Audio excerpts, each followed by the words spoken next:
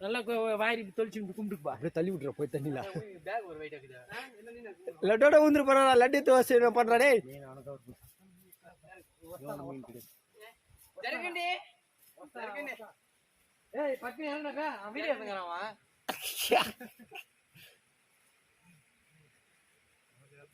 ஜெய் என்னடா பண்றான்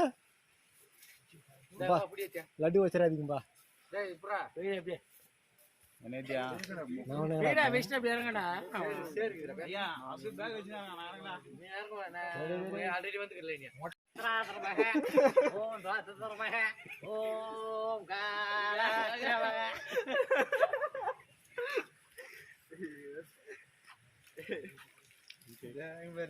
அப்படியே குளிச்சிருங்கடா விழுந்து அச்சுக்கோ வலிச்சு போடு வெளியே போடுறா உள்ளத்துக்கு